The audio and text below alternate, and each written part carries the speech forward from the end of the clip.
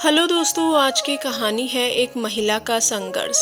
मेरा नाम शिवानी है। एक बार एक पार्क में मेरी मुलाकात एक महिला से हुई। हम लोग कुछ दिन पहले से अच्छे दोस्त बन गए थे। रोजाना पार्क में कुछ न कुछ बातें हो जाती थी। तभी उनके बारे में मुझे काफ़ी कुछ पता चला और सच मानिए उसे सुनकर मेरी आंखें भर आई।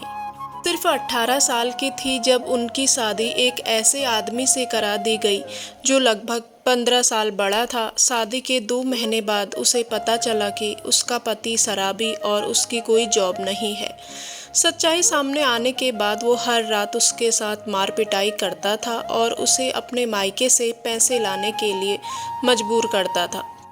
जब वो इनकार करती थी तो उसे लाठियों से मारता था। उसने कई बार अपनी माँ को इन तकलीफ़ों के बारे में बताया, लेकिन उसकी माँ ने कहा यह हर घर की समस्या है और तुम्हें इसे खुद ही ठीक करना होगा या इसको सहन करना होगा।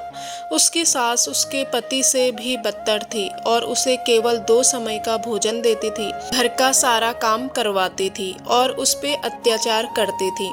कुछ महीने बाद जब वह गर्भवती हो गई तो उसके परिवार वालों ने कहा कि अगर तुमने लड़की को जन्म दिया तो तुम्हें यह घर छोड़ना पड़ेगा।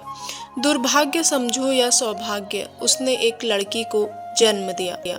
वह दिन उसकी जिंदगी का सबसे बुरा दिन था और उन्होंने उसे बुरी तरह पीटा और घर छोड़ने के लिए मजबूर कर दिया। ऐसे में कोई क्या करेगा? उसने आत्महत्या के बारे में सोचा, जो कि अक्सर अपने अत्याचार होने पर हर कोई सोचता है, लेकिन उस बच्ची के चेहरे ने उसे रोक दिया। वह जानती थी कि अगर उसने आत्महत्या की तो उसकी बेटी का भी वही हाल होगा जो उसका हो रहा है।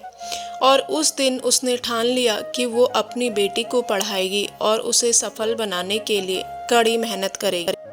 और वो एक फैक्ट्री में नौकरी करने लगी जहां उसे सिर्फ 3,000 रुपये हर महीने दे दिया जाता था। साथ ही उसने कुछ घरों में हाउस हेल्पर का भी काम करना शुरू किया।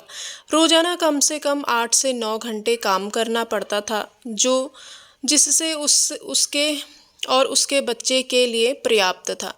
लेकिन कुछ महीनों के बाद उसे कुछ समस्याओं का सामना करना पड़ा और इससे वह कमज़ोर हो गई। इस समस्या के बाद उसे एक काम छोड़ना पड़ा और उसने लोगों के घरों में काम करना कंटिन्यू रखा। इस तरह उसने अपनी बेटी की शिक्षा का प्रबंधन किया और अपने बच्चों के जीवन को आसान बनाने के लिए कई काम किए। वह जानती है कि भगवान केवल उनकी मदद करते हैं जो कड़ी मेहनत करते हैं। और कुछ टाइम पहले ही उनकी बेटी ने 12वीं की परीक्षा सफल की 98% के साथ और उनकी बेटी को एक अच्छी जॉब भी मिल गई और अब वो दोनों बहुत खुश हैं। जानकर मुझे बहुत खुशी हुई।